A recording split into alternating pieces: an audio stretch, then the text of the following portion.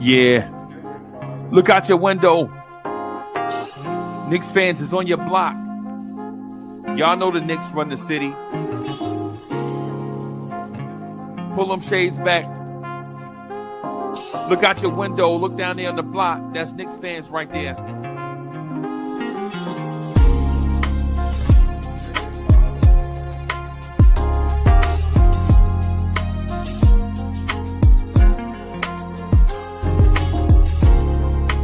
It's about that time.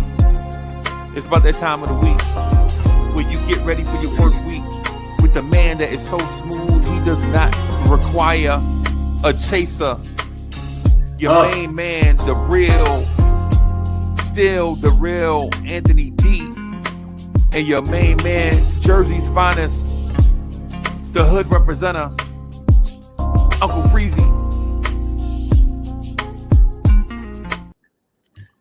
Let's go. Party people in place. Be what's good. It's number one G Rock Nation Universe. Man, Uncle Freezy. I am joined by the man that is so smooth that he does not require a chaser. Still, the real Anthony D is in the building. Salute, sir.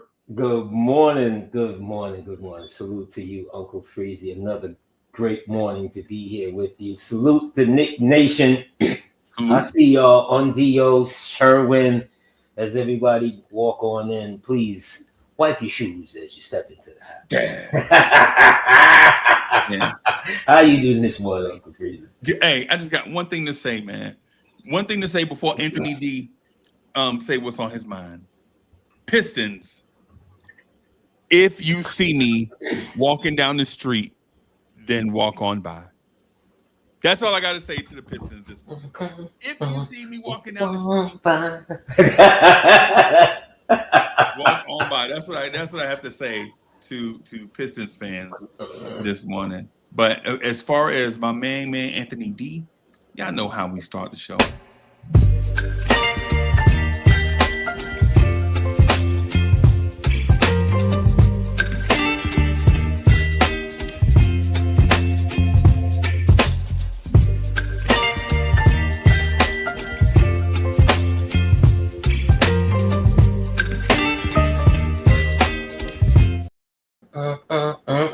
I had to close my eyes while I that joint is so fire. That joint is fire, bro. That joint is fire. Where are we starting, Freezy? There's so many things that's on my mind, but I'm gonna pick up, I think, where I left off last week with my call to my Knicks fans. My reach out to my Knicks fans, because this is the last call. The bus is loading. Everybody has taken a seat so far. We've made our orders, what we want to eat, what we want to drink. And this is the last time I'm going to reach out to you. Okay? Because from here on in, whosoever is not on this bus, okay, it's nothing but disdain. Okay? I am going to be as petty as you are. I'm going to hold up receipts. Okay? Because are you a Knicks fan or are you not? Do you love this team or you don't? What's going on here? What's on your mind? Why is it y'all all think because you see something that Tom Thibodeau doesn't see it? That he's not preparing for something different in the playoffs? Did you watch Tom in the last game on the bench when the camera panned to him? That I was telling Freezy, that man sounded like Richard Pryor was telling him a joke in his ear. He was laughing. Yep. Full out onslaught laugh while many of you are in panic mode right now. Finding every which reason to say, see, I told you so. Yeah. See all these championship coaches getting fired? on the eve of the playoffs. Why they couldn't do that to Tom Thibodeau? You ungrateful.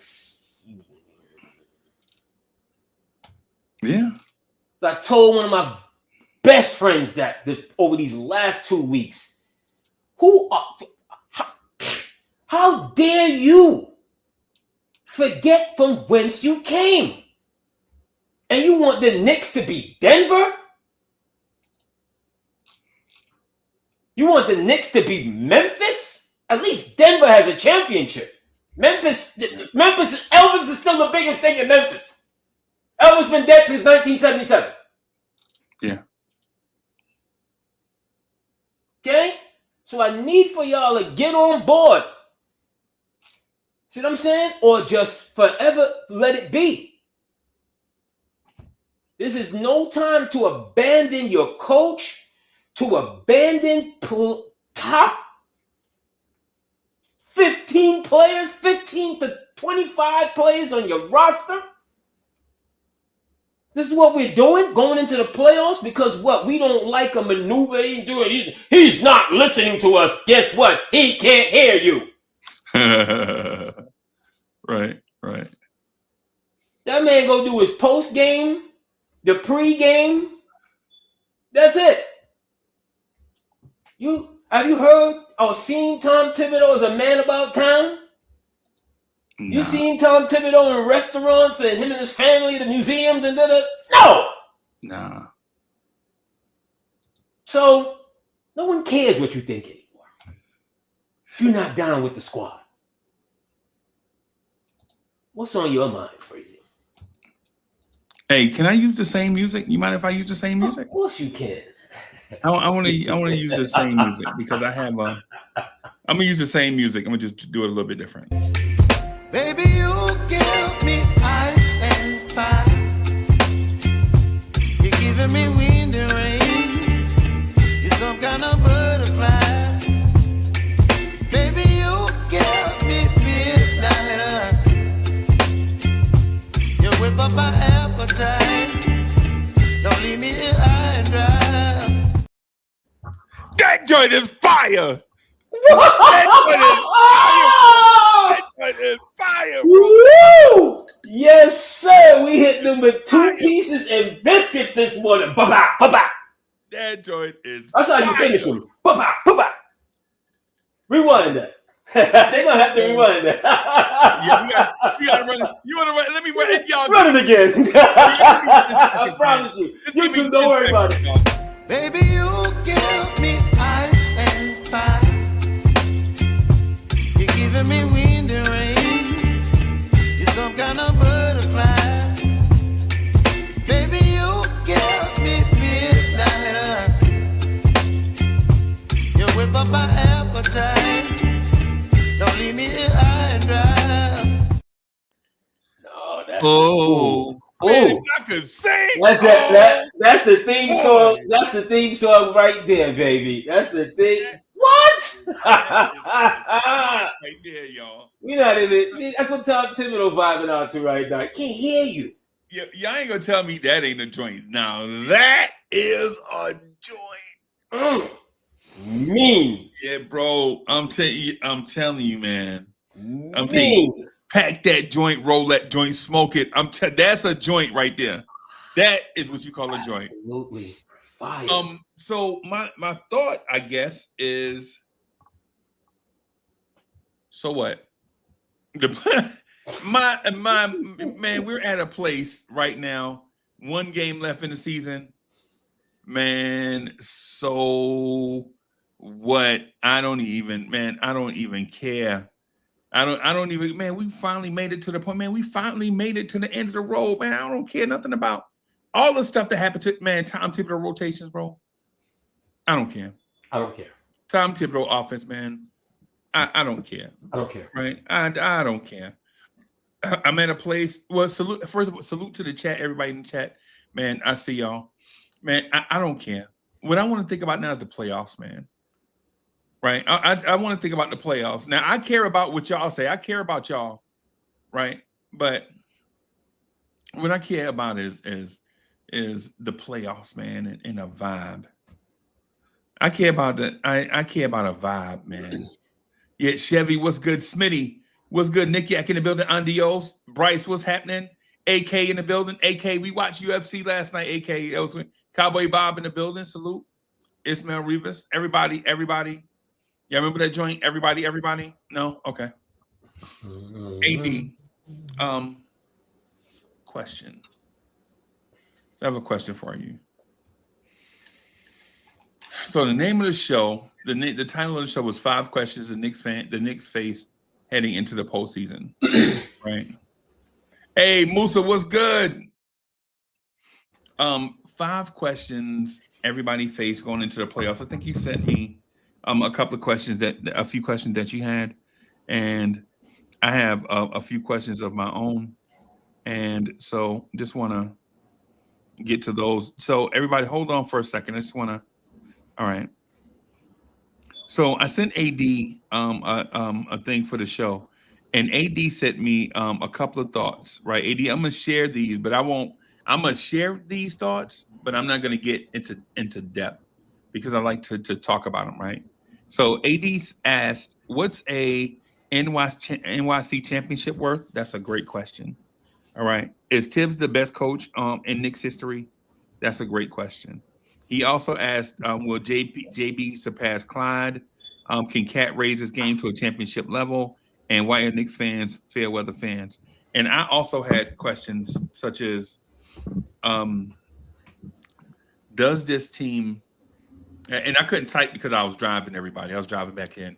But one of the questions I had also was, is this team memorable? And why is that important? Right? Is this group of players memorable? Like, will we remember this group of players? Or is this team going to be like the early 80s Knicks with Bernard King and nobody else? You can't remember everybody else. Is it going to be like the late 80s Knicks with Pat Ewing? And you're like, Pat played in the 80s? Yes! Pat played 6 seasons in the 80s. I'm saying 85, 86, 87, 88, 89, 90. Yeah, so Pat played about 6 seasons in the 80s, right? But we don't talk about the 80s Pat Ewing. And I wonder why that is. And so will this era be the Brunson era of whatever, the Cat era of whatever, or will this team do something to make us remember them kind of like the 99 Knicks, who people barely remember the 98 Knicks or the 97 Knicks, who were probably better teams than the 99 Knicks, but the 99 Knicks did something memorable. The 2000 Knicks was probably a better team, but they didn't do what the 99 Knicks did. And so, AD, that was my question. That's the reason why I asked that, is because there's even a Knicks tape era of a team that just had that one season. We remember them forever. Well, as far as memories, right? If you remember going into the 99 playoffs, the feel was kind of the same because it's a strike shortened season. The team is put together, not in a rush, but some of the new members, Thomas, Sprewell, Camby, a couple of names, but they were new guys that were added to the mix from the 98, and then Ewing is injured because of him not being in shape, and we know him being president of the Players Association and so forth and so forth. So they have to win. I believe they had to win out or close to winning out to make the 8th seed. And up until they really get into the playoffs, they're kind of seen as like this is a failure. Houston and Sprewell weren't playing together effectively. No. Sprewell is off the bench. He doesn't like it. He's I'm happy to be in the game. The Knicks, rescued me and traded for me, but I'm kind of poutish. still about it, right? Larry Johnson, the back is hurt. So there's a lot of things that's going on, and we're looking at that team like, well, you guys are not 94. You guys are not as tough as 94. We're looking at Allen Houston. Oh God, thank you. We're looking at Allen Houston the way we are currently looking at Bridges. Do any of you remember that? Yeah. Okay? We were looking at Allen Houston until he has his Game 5 moment. So many of you were just like, he's not good enough. He's not tough enough. He's not John Starks. Okay? But when he flies that fist in the air and he's really punching at the naysayers, you know, the ones in modern terms that I have already uncovered, right? He's throwing that at yo, like, how dare you think that I can't be this guy? When you hear his bio, you know, the Knicks do that, you know, Nick bio and Clyde and all of them, they give him all a little piece and whatever. And he's like, oh, when I came to the Knicks, I was like, yo, I'm a clutch guy. I've been a clutch guy since Tennessee. Yeah. You guys are worried about me being clutch. I've always been clutch. You guys just don't know because my demeanor, I'm not demonstrative. Who does that sound like again? Yeah. Outside of Bridges doing the bobble, you know, I'm not demonstrative. Yeah. Yeah. Okay? You're worried about him the way you're worried about Bridges here today. Right. So is this team memorable? Regular season wise? But the picture is not completed. The artist has not signed his name as of yet. And there's a lot of guys that there's a couple that need to really make sure that this is a memorable season. As I'm looking in the chat and I'm seeing, you know who I'm talking to, and I'm not gonna give you that here today, David. Right. You're talking about Cat's overall numbers and, you know, efficiency and whatever, and he doesn't need to play defense. What world are you in? What world are you in? Now is the playoffs. Now you have to ramp up whatever defensive capabilities you have. You have to put it on display. Right. Because now we're talking about moments. See, this is a shorter season. So if you cared about him playing defense, you know, throughout the regular season, yes and no. But if you rewind back to so many of our shows, you've heard me mention moments. And the way I've spoken about Cat as the ceiling, he can go wherever he wants to go. He's 29 years old. Right. He was an overall number 1 pick. Yeah. You gave up a lot to get him. Yeah. Is it too much to ask for him to carry the squad, or just rise his game in those moments where you know it's going to come down to it, Freezy?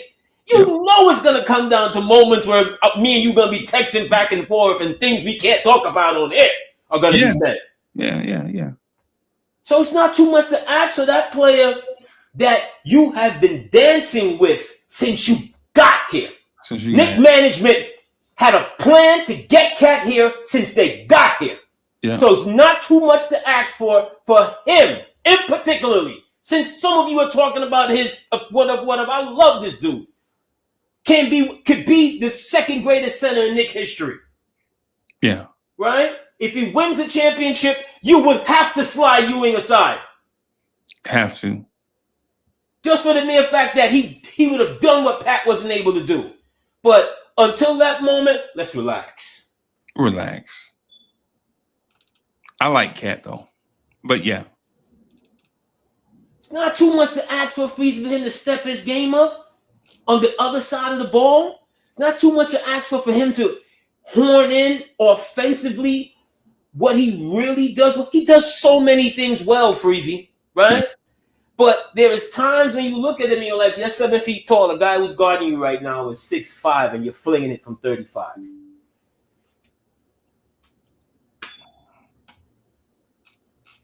Yeah. See, there's a certain kind of awareness that the star player has to have when he is going to cross over to that bridge. You know, we're looking at Boston, right? They're the guys we still have to get by. Look at Tatum as he was growing into that assassin role, right? Yeah. There were moments when the first time he was in the finals, couldn't handle the ball. Yeah. Turnover machine. That's not him today. It's not. Okay. So you see what I'm saying? Like much is expected. You know, and for those who may look at me, well, you ain't saying nothing about JB. Much is expected of him too. Yeah. He was a top. This is all built around him. Yeah. I'm not giving him any passes neither. I'm not giving Bridges any passes. Not giving OG any passes. Yeah. Yeah. Right? But they're not waving the white flag. So why should so many of you? Right. So this, you know, it's yet to be written or said what this season is going to finally become, because we're in the second season. There's 3 seasons, everybody, in case you've forgotten. Regular season, playoffs, Right. finals. Okay? I still remember that Pat Riley pre-game before game 1. Okay. When he says, I've taken them as far as I can take them. Right. This is the mission and it grinds in my heart because I remember him saying that. And then I go to game 7 and I remember him doing things that would counter what he says. Right. See what I'm saying? So it's still, we don't know where this is going to end up. But I'm here to tell y'all, though, like, come on. Like, who you with? Okay. Okay. Yeah. Yeah. I can see that. Next question. So let me do my thing with Cat, though. My thing with oh boy, my videos. Hold on. I'm sorry, y'all. Let me do this. Chat while you're. I'm here. I just had to turn the camera off because for some reason it's the internet is slow here. Sharon, I agree with you, Sharon. Yeah. My thing is with me and the Cat assumption is I want Cat to be the player that he is.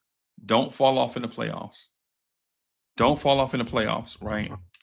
Whoever it is that has the C on their chest, you have the C on your chest for a reason, right?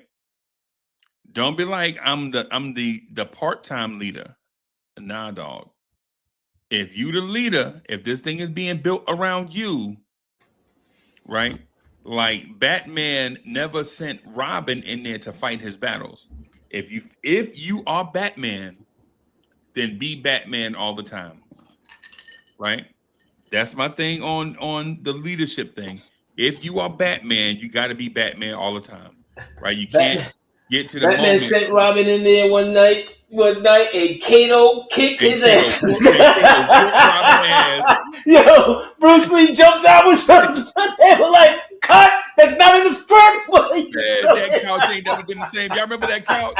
He threw Robin over a couch. Y'all remember the old tables from the 60s, the old fight scene tables? As soon as you touch it, it crumble. Oh my God. Yeah. Yo, they were like, cut, this is not in the script. The moment they gave Bruce his moment to shine, And they were like, this is going to be on. This is for real. You know who the real fighter was in there. But my thing though, the point I'm making about Cat is with Cat, Bridges, and OG, they are good enough NBA players to maintain themselves in the playoffs. What I'd like to see is just to maintain that level. Like if Cat is, for instance, if Cat is 25 and 13 in the playoffs, you can't ask for much more than that from today's NBA center. 25 and 13, those are huge numbers for today's NBA center. Now, if Cat does that in the playoffs, man, hey, but that's enough. But the person that needs to step up is the person that we give all the credit to, right? If you are getting credit for being the leader of this group of men, then you got to be that. Bodega Wi-Fi in the building. Salute my guy. Coach, what's good? Donnie D in the building.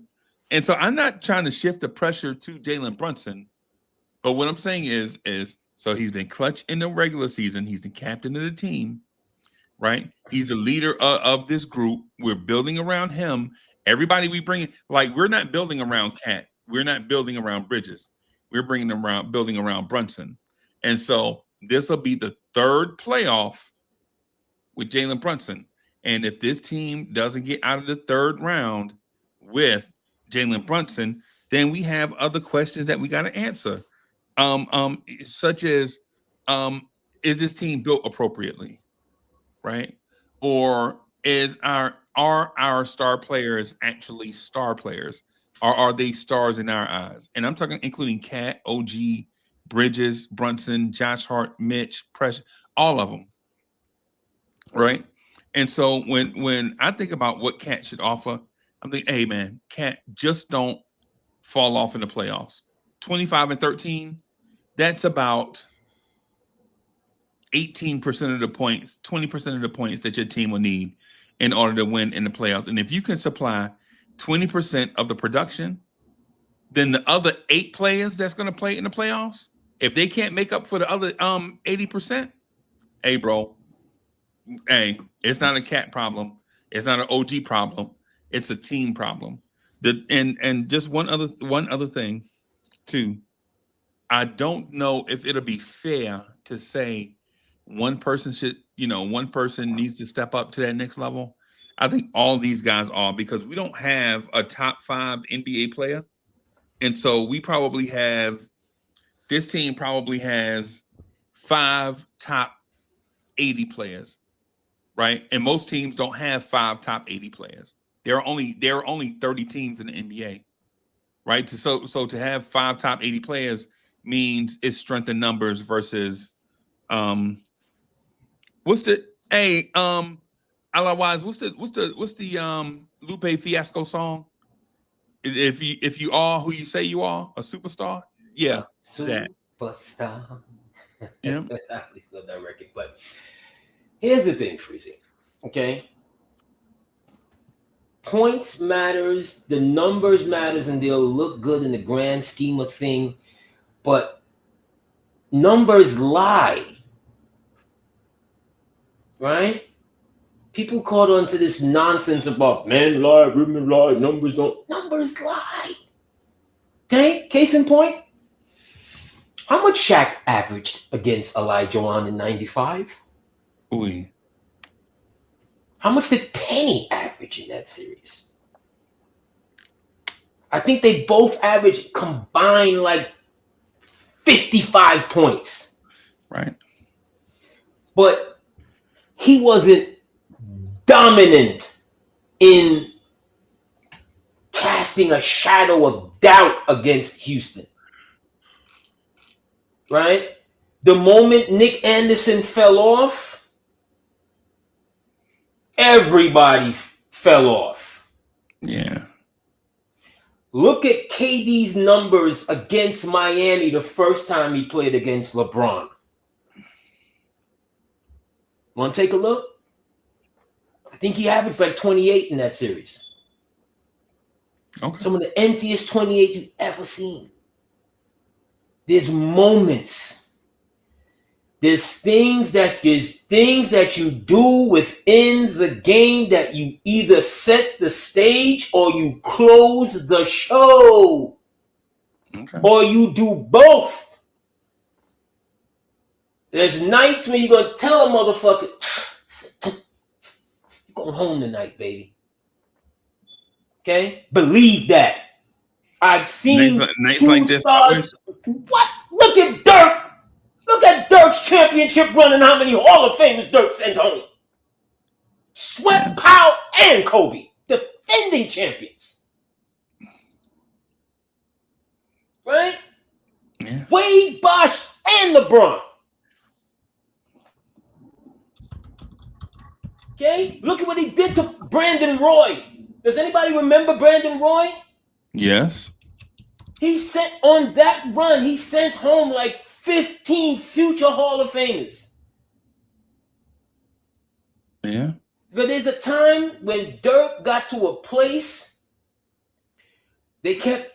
Dallas kept flipping the team around Dirk. Dallas never gave up on Dirk. Cuban never gave up on Dirk. Dirk's game, he was very good. But you were like, oh, he's not Amari. Yeah. Oh, he's not Powell. Yeah. You know, but then all of a sudden you're watching him every round just get better and better and better. Okay? At some point in time, that's going to have to be Brunson. Right?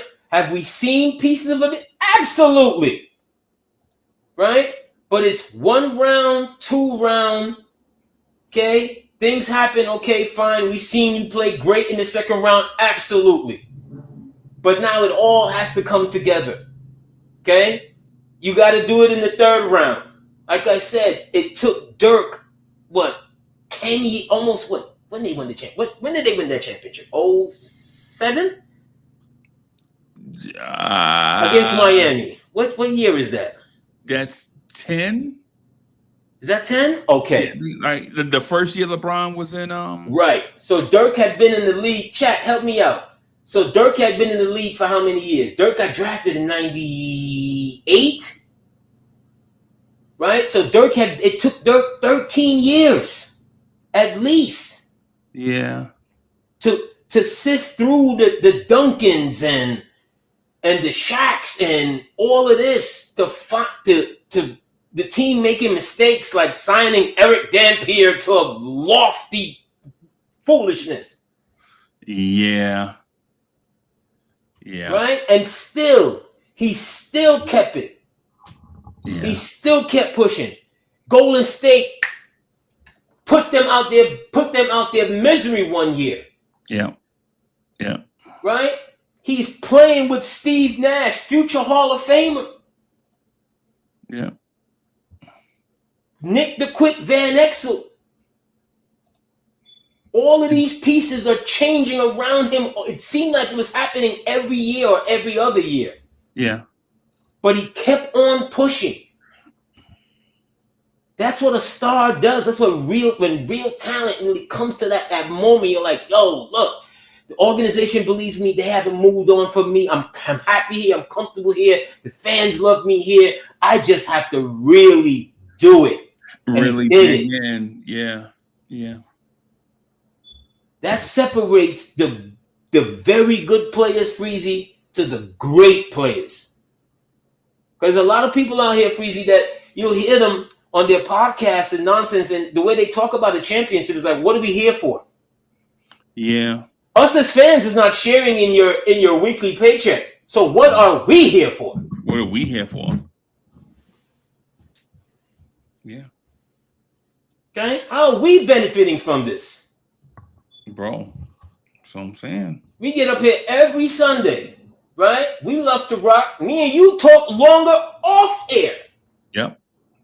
Right? We love the fans. We want to rock with them. But at the end of the day, if you're not trying to win the championship, how is this a relationship for both sides? Yeah. Yeah, what are we doing? Basically. What are we doing? Basically. So we have to keep looking for a championship and players who want that can fit into a championship mode. You know, so this team, again, it's early, first year together. You know, I'm not looking and listening to the nonsense on the outsides and so forth. I'm just not. I think this team can do something. I said in the beginning of the season. I'll reiterate this. Watch what's gonna happen.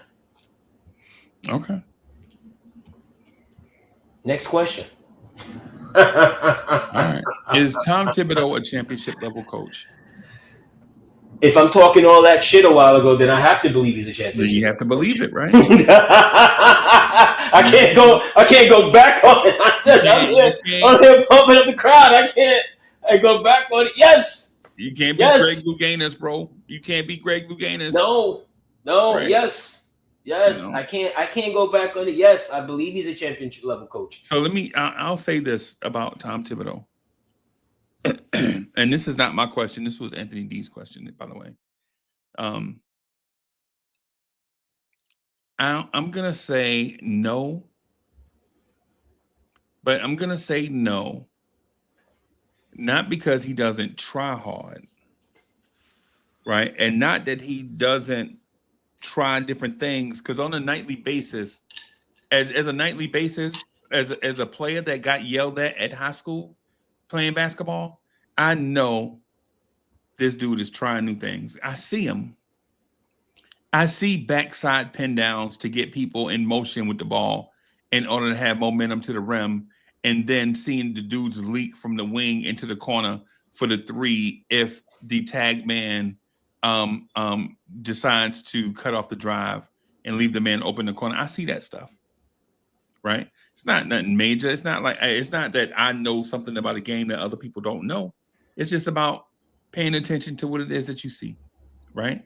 So I know that Tom Thibodeau tries, right? My beef with Tom Thibodeau being a championship level coach is when a coach figures out what he's doing, he never has a plan B.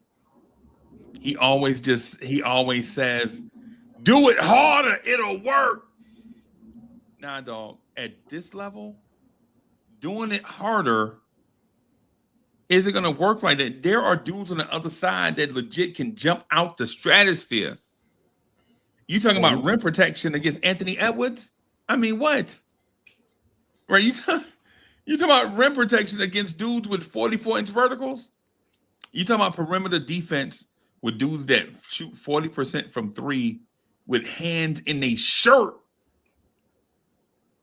You got to try something different. Like, listen, they have the edge, but not by much, right? But saying do what we do harder is the classic conundrum, the paradox. Would you prefer will versus skill? Right? And it's situational. It's situational, right? Like I'll give an example. Lawrence Tears is a will channel. Work harder than everybody else. Be on more than everybody else. Always be on. Always producing stuff. Always got stuff coming out. Facts. Always. But does that mean Lawrence Tears is the champion of Knicks universe? No. Right? It means you got to mix your will and your skill together. Because there are people here with skill. They know they work for television companies before. They know how to produce TV shows, right? They have talent and skill. So when you see their shows look super produced, all type of stuff all over the screen and blah, blah, blah. When you hear them talk, they don't know what I'm sorry, YouTube, I almost cussed just now. YouTube, you see, I caught myself. Not trying to get on the blacklist. Not trying to get back on the blacklist, right? But when you hear them speak, they speak from a place where they never even played organized ball. All they do is talk about the stuff from their perspective. So their technology skill is there. Basketball skill is not, right? Because you can't talk about what you don't know. and you can't take people where you don't go, right? And so it's one of them things where it's the will versus skill thing with Tom Thibodeau. Tom Thibodeau disguises his will thing behind other words like culture. Right? Oh, we have a good culture. Like they point to the Miami Heat's culture. Have you noticed that the Miami Heat have not won championships without generational talent? Have y'all noticed the Lakers have not won championships without generation? Have y'all noticed the Celtics have not won championships without generational talent? It's not that they play harder than everybody else. They're not smarter than us, right? We have access to all the same thing. It's about skill, right? The Lakers and the Miami Heat and the Cleveland Cavaliers, they had a LeBron James and we didn't. Yeah, right? but I could say to that. Let me finish. I'm sorry. I'm gonna just speak this a little bit and then Go ahead, fam. The thing with the thing I'm saying about Tom Thibodeau is it's not a knock on him because that's who he is. He is a coach that thrives on the heart. Like he'll say things like, hey, it's about what's in there. We just got to play harder. The game will tell you what to do. See, that's not skill. That's will, right? Skill is Jason Tatum pulling up from 26 feet against your best defender and knocking down the three to send the game into overtime. That's not will. That's skill, right? Larry Bird wasn't just will. He was skill, right? Shaq was will, but Shaq was skill also. Tim Duncan was will, but he was skill also. And so we have to get to it. Once we get to a point where we have to understand that there has to be a champion has to have a healthy balance of the will to win versus the skill to win. And the skill to win doesn't just mean finesse. Skill means the ability to do something at a high level, probably better than everybody else.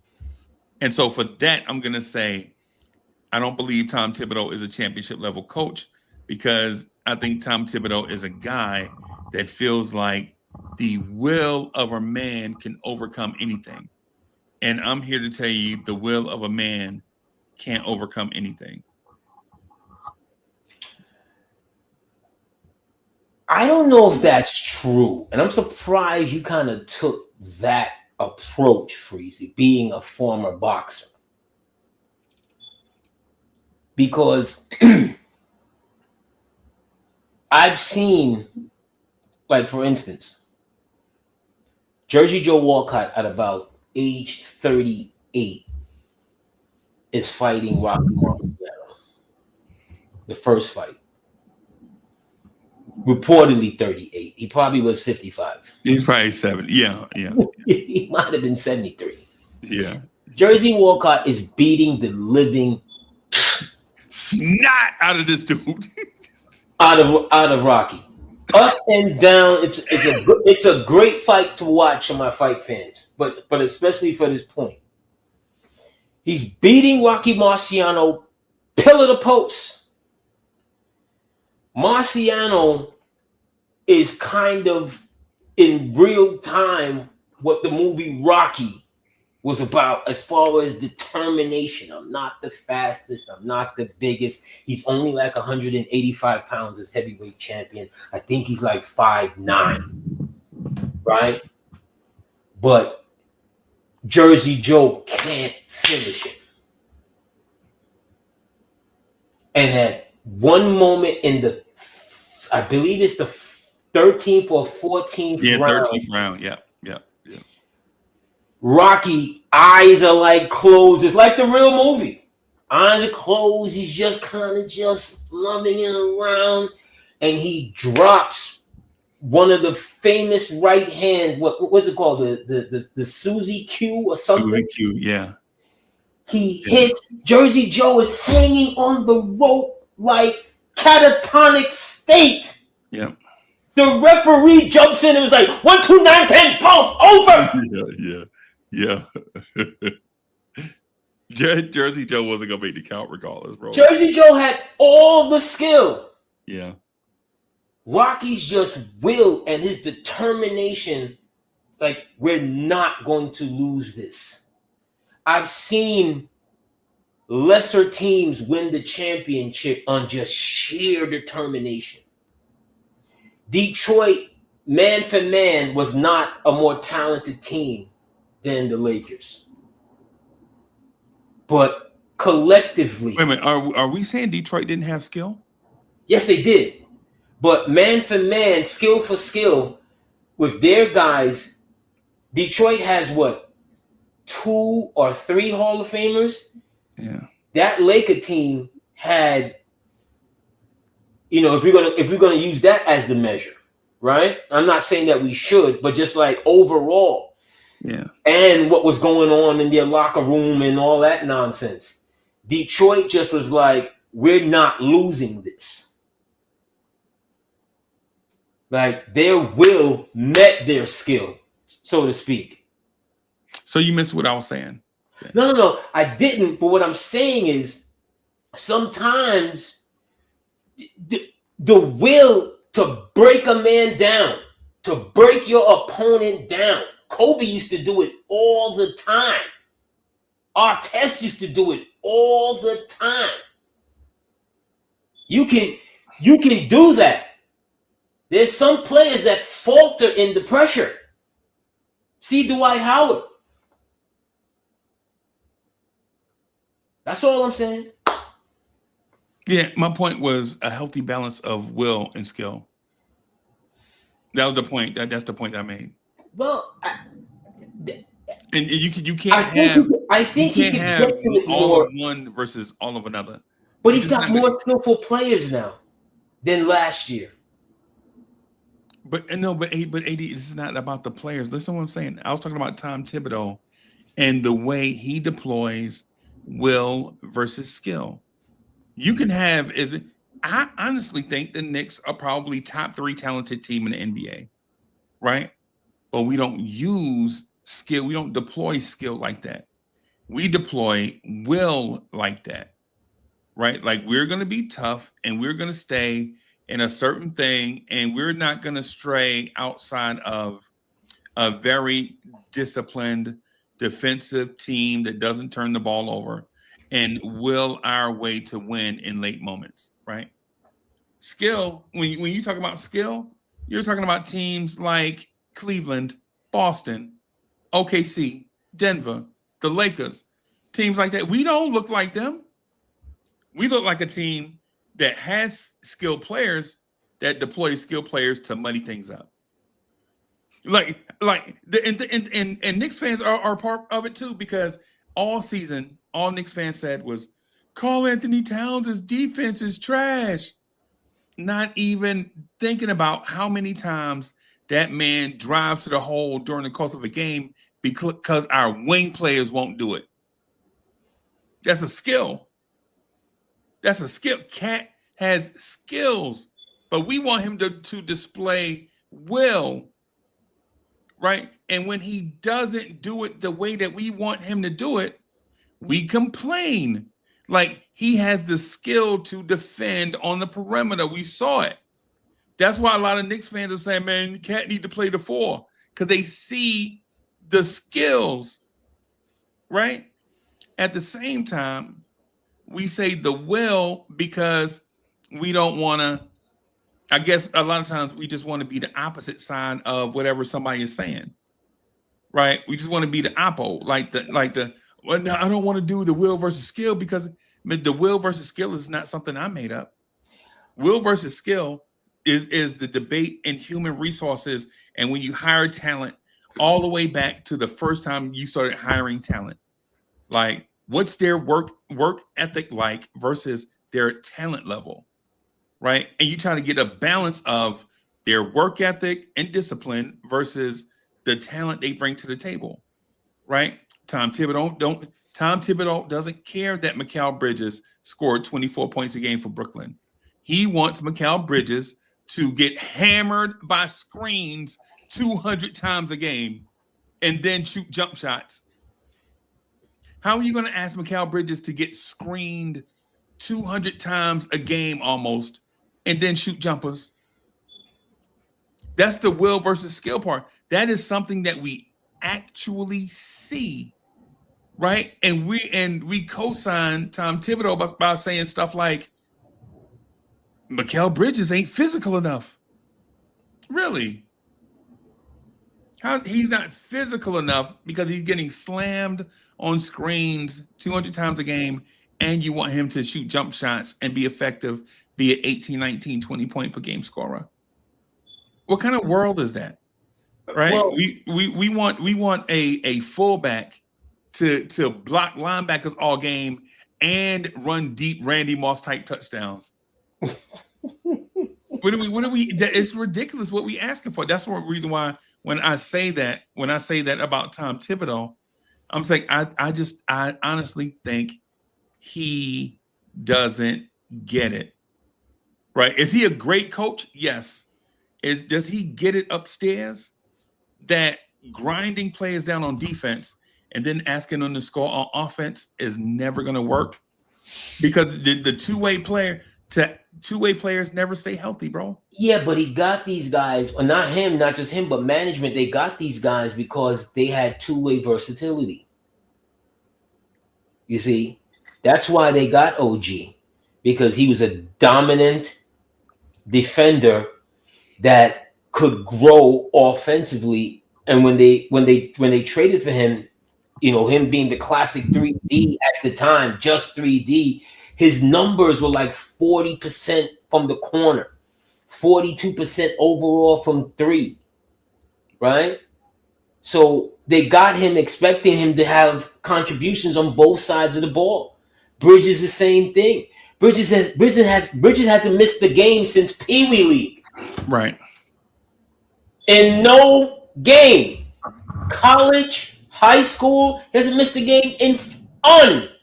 That's just what he does, right? So they got him because of his two-way flexibility. The narrative, I want to go back a little bit to the skill and will thing, and particularly with Cat. Now, remember, this is a Tom Thibodeau thing now. I know, but as it's being deployed down to Cat for skill and will. But I mentioned will versus skill because of Thibodeau. I know, but it gets deployed down to the players and how he wants them to play in moments and so forth, right?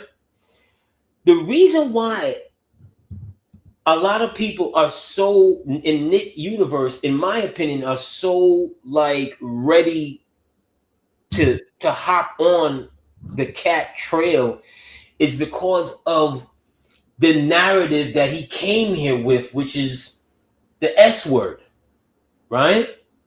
I don't think a man that averages 13 rebounds and so forth can be called that because you're in the muckety muck.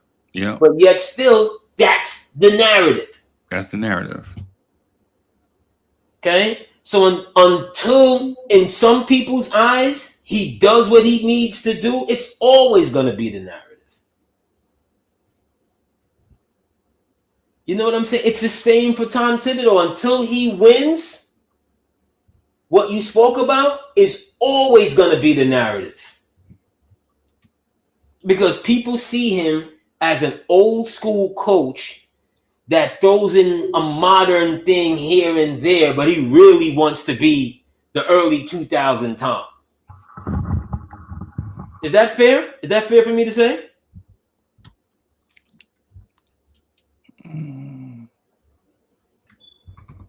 We look at guys like, let me ask you, is Tom Thibodeau a better coach than Vogel? No. Why? Because he had won a championship. Okay, so that's basically it. Yeah. You know that you and I could coach LeBron to a championship. Right. Because LeBron is basically quasi-coach, quasi-whatever else. And see, the thing is, LeBron would never play for Tibbs. Whether he would or not, that's not the point. Is Tom Thibodeau a better coach than Budenholzer? No. For the same reason, right? Right. Right. Okay. But look at who dragged Budenholzer to the championship. Look at Budenholzer today. Look at him today in Phoenix. But I understand that. Horrible. I understand that. The point that I'm making only about Tom Thibodeau, and y'all don't get it twisted. I'm not saying that I dislike Tibbs. Right. That's not That's what I'm not saying. the point. Right.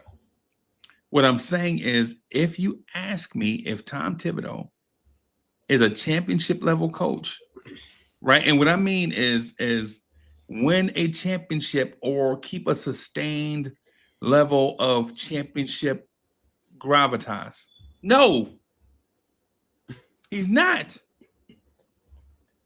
Tom Thibodeau is Tom Thibodeau was Hubie Brown in my eyes. Wow. Tom Thibodeau is Hubie Brown. That's who he is. And Tom Thibodeau is Mike Fratello in my mind. So disrespectful. Tom Thibodeau is Rick Adelman in my mind.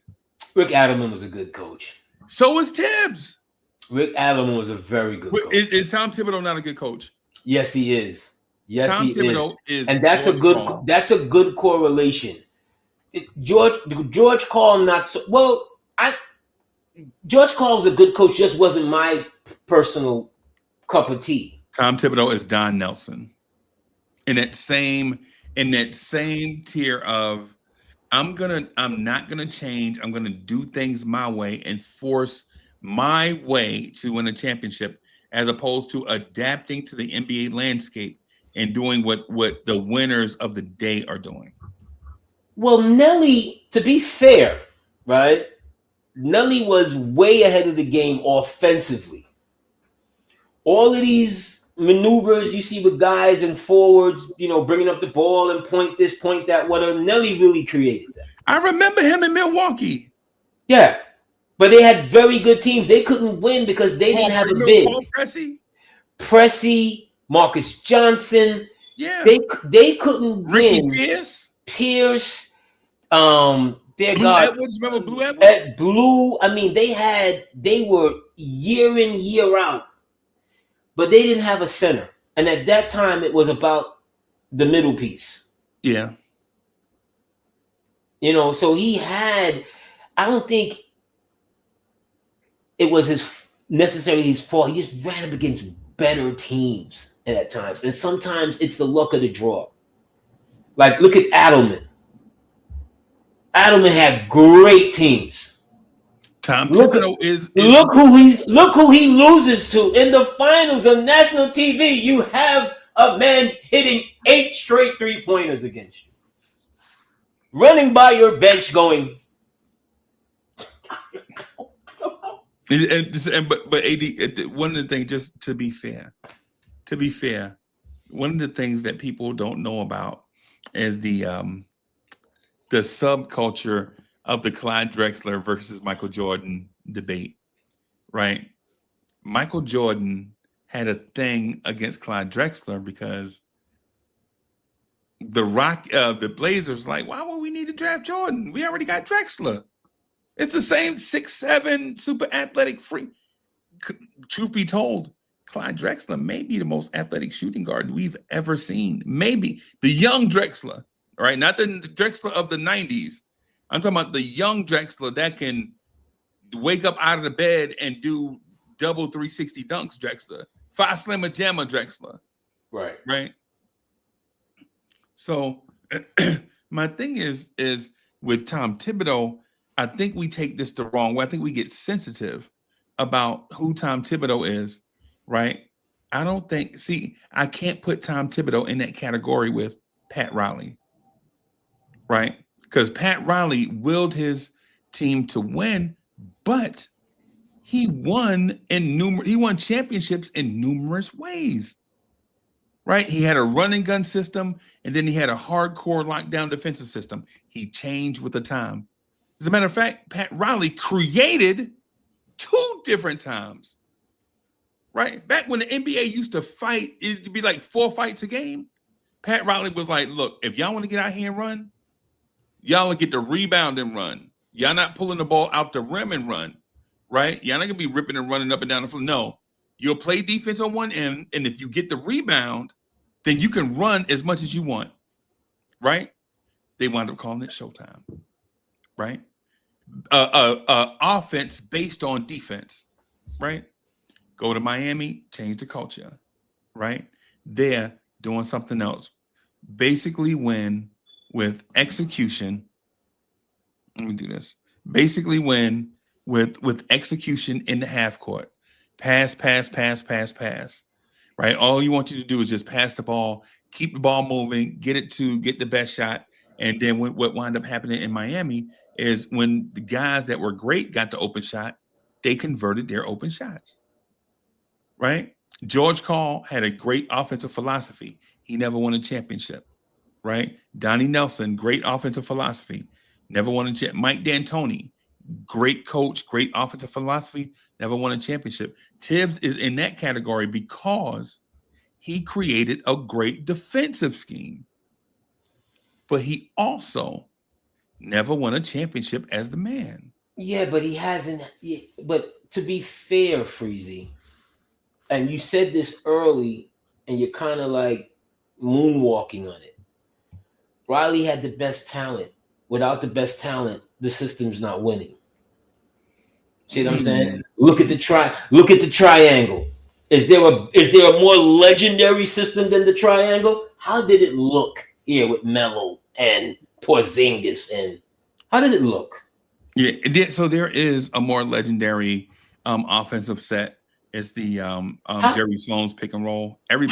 People still running it right now. Yes, but how did the Princeton 2 set look when Isaiah was the head coach here with Jamal Crawford and Eddie Curry? How did that famous offensive system look?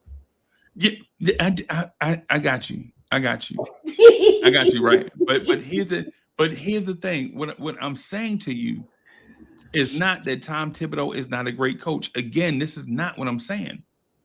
What I'm saying is there are great coaches, and then there are great coaches that are able to break through.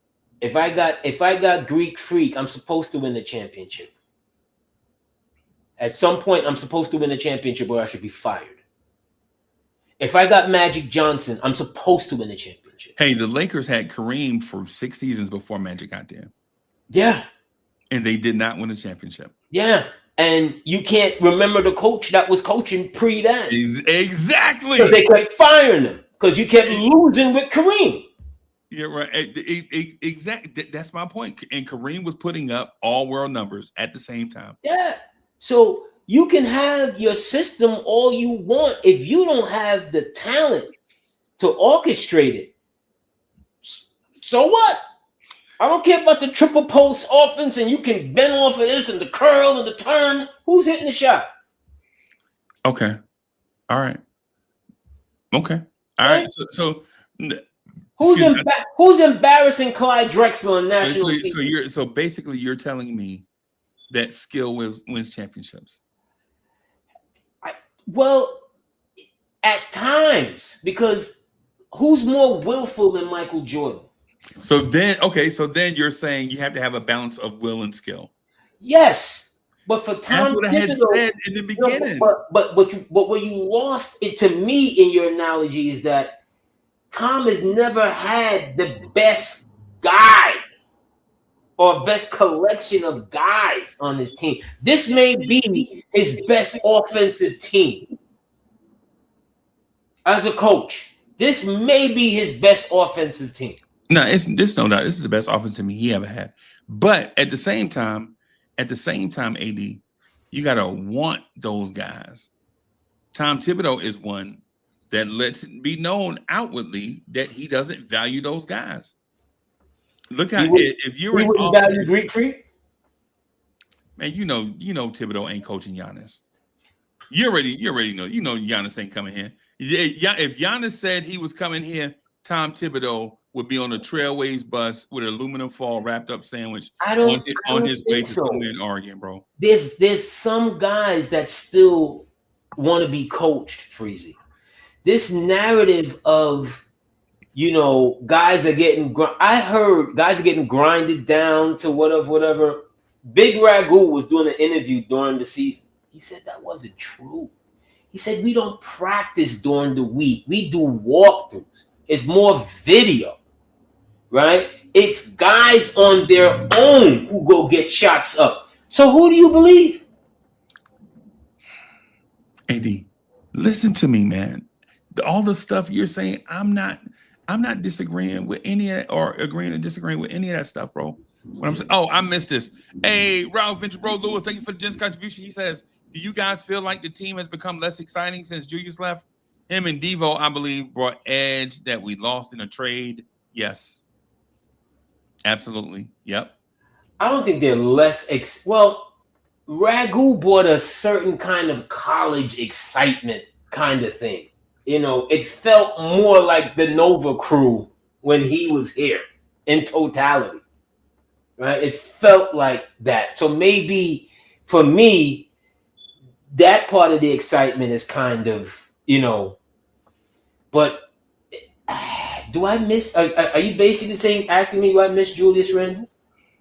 No. I do. Randall's my guy. Yeah, that's why you still have him in our opening monologue. and everybody's opening intro. He's in everybody's intro. Y'all didn't notice that. Y'all didn't catch that till Anthony D said something, right? So my thing is with Tibbs is, again, it's not that he's not a great NBA coach. He might be a Hall of Fame level coach, right? But the difference between guys that can break through their glass ceiling and guys that are the bug on the windshield, right, is they stay in a lane that they cannot adapt to the new NBA landscape. Like, why are we okay, I'll give y'all an example, right? Chat, I'm gonna give y'all an example. The other night, Jason Tatum hit a straight on three over OG Anunoby, right? The Knicks were in drop coverage. You know what the masses were saying? Why did you foul right there? You know what the masses should have been saying? Why the hell were we in drop coverage? You're scared of a Luke Cornett game winner? Why are we in drop coverage when their second tallest man had the basketball in his hands? Were we scared that Luke Cornett or whoever? We were scared that Porzingis was going to take somebody off the dribble and dunk at the rim for a 2-pointer where they needed a 3-pointer? Why are you in drop coverage, right? Why are you in drop when the other team needs a 3 to tie and you're defending the rim at all costs? Even if they make the 2, you still win. And for the Tom Thibodeau lovers and defenders, they'll say it's Cat fault. Cat is soft. And Cat had nothing to do with the play. Well, he didn't have anything to do with the play per se, but in that strategy, Freezy, I'm always a believer. If I'm up 3, I'm fouling. I don't give a rat's ass if he hits the 4. If he hits the shot and a 4-pointer, God love him. Hey, yeah, you earned it. If he hits, God love him. I'll walk away. Yeah. No problem with it. I've always stated that if I'm up 3, I'm protected. I'm going to play I have Cat who's shooting 80%. I've got Brunson shooting 80-something%. I've got Bridges shooting whatever, 78, 79%. We are a good free throw shooting team. Just in strategy, that makes no sense. Send my guys to the line. Okay? Send my guys to the line. I'm not giving you, if you hit the 3 and we foul you, God love you. Yeah. So that right there, that drove me bananas with him. Because he believes in that philosophy of, I've never believed in that philosophy. And if this was a playoff game, AD, but you know what? Though? I would be talking out of the other side of my mouth right about now. But AD, but that's the thing that I'm getting at. The thing is adapting to the time, right? The thing is, in that moment, right? Think about what I'm about to say, everybody. I'm not trolling Tom Thibodeau. I'm just going to state facts, right? The last time we played the Celtics, Jason Tatum scored 40 points in 3 quarters by knocking down the straight ahead 3. Y'all remember that, right? Y'all remember Jason Tatum could have legit went for 55 against the Knicks, but they were blowing us out so bad that Tatum sat in the fourth quarter, right? Straight ahead three in that pick and roll right there, right? Boston comes out with the same look there that Jason Tatum roasted us on for 40 points through three quarters, and Tom Thibodeau did not make an adjustment. He said, I'm going to take my best defender and make that guy miss. See, that's the will argument. Can my guy beat your guy? That's will, right? A smart coach would have been like, you know what? That dude's been killing us with that thing. He's got skill. So what we'll do is we'll take the skill part out and force another talented player to beat us, right? That's like learning your lesson and then the lessons learned, implementing it the next time you see him. But he didn't do that, dog. He said, my guy OG versus your guy Jason Tatum. And in that matchup, they won. Now, it doesn't mean that Jason Tatum will beat OG Anunoby every time, but he doesn't need to beat him every time. He just needed to beat him that one time, and he did. And that's why we're having this conversation. I'm just not a fan of that philosophy. I've never been. It's just the way. If I have a bad free throw shooting team, yeah. If this is my 94 Knicks, who shoot like 60% in game, get my 93 who shoot like 60% in game 5, yeah. I play it like that. But not when I have a good free throw shooting team. I just never, ever believed in that. But next question, please. Okay. All right. So this got to be the last one. So this is our last one, everybody. Last question, right? The last question is this.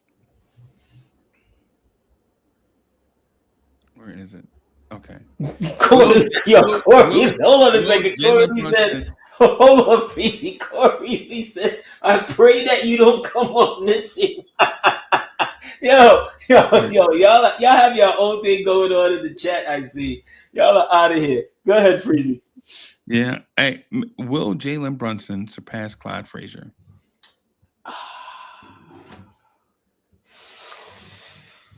I don't think you could ever truly surpass Clyde, but you would be on that, in that picture. You would be a part of that group forever, but you won't surpass Clyde.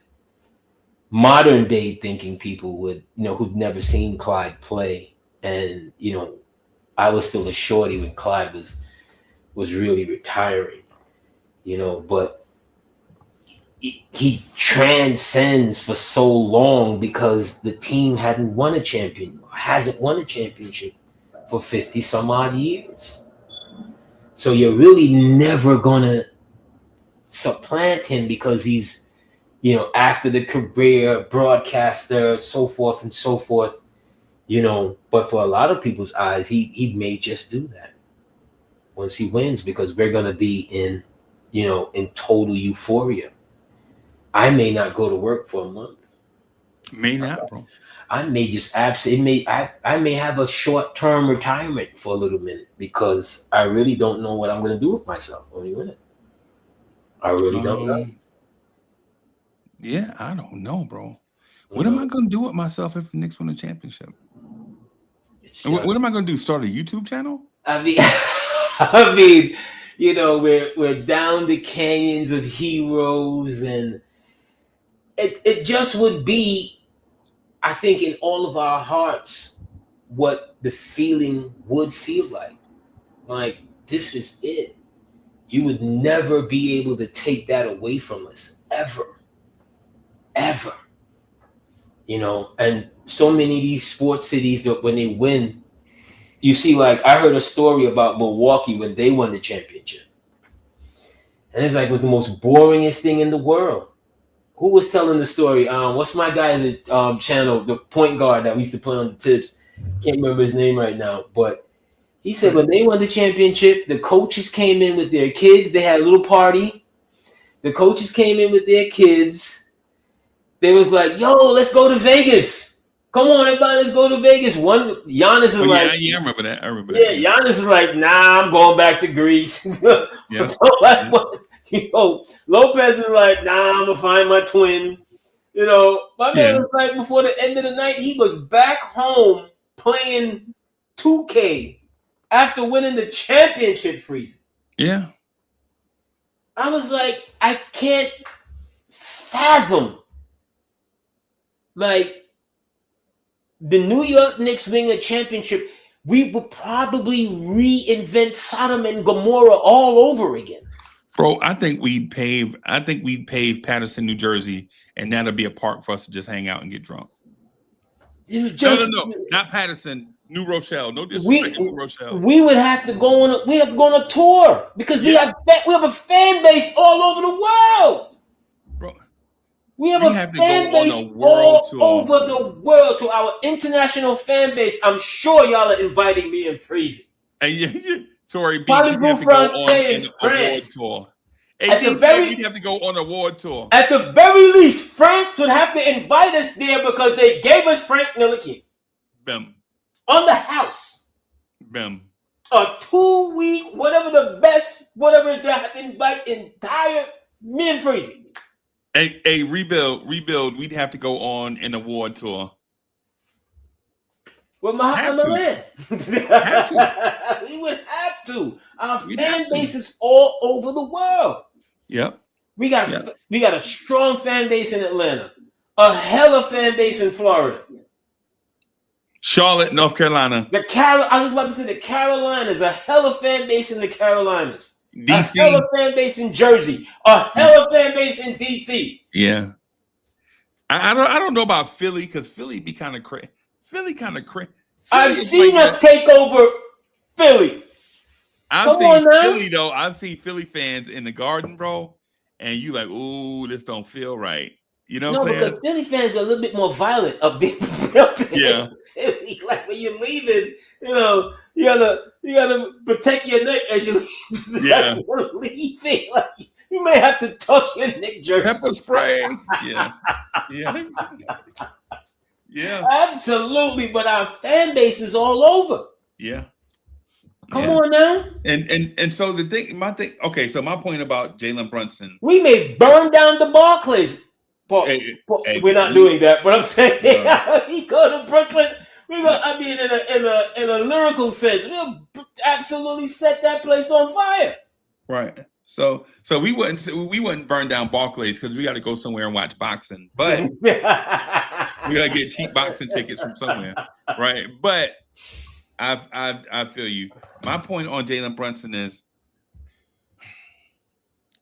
I think the cart is before the horse, right? I think Jalen Brunson is a fine NBA player. He's been here. This is his 3rd season. I think we got to relax.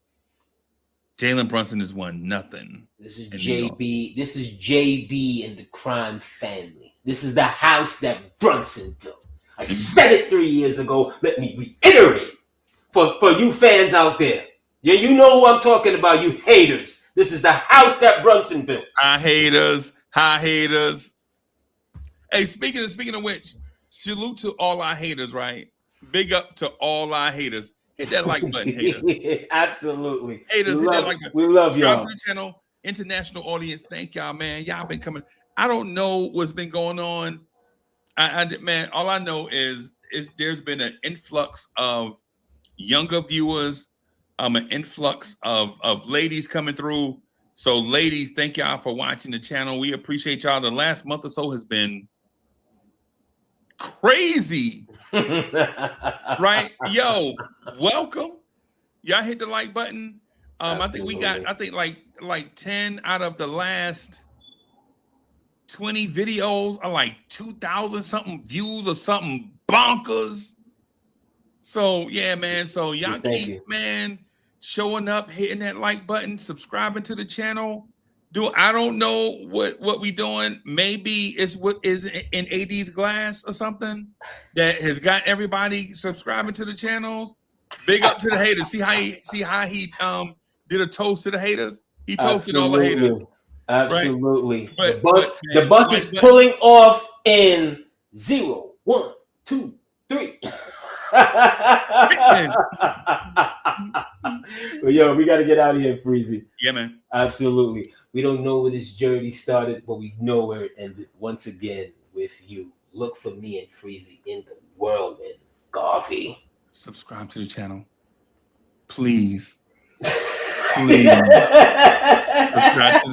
Hey, Lee, did you see how I said please? Please subscribe to the channel. Please. Yeah, because I did the please marathon, and we got I did the please, AD, I did the please marathon, begging for subscribers on Vibes and stuff. 600 subscribers. So I'm doing it. Please, y'all subscribe, hit that like button, man. Subscribe, hit that like button. You heard what Anthony D said. We gonna get out of here, y'all. Peace. Yeah. Look out your window. Knicks fans is on your block. Y'all know the Knicks run the city. Pull them shades back. Look out your window. Look down there on the block. That's Knicks fans right there.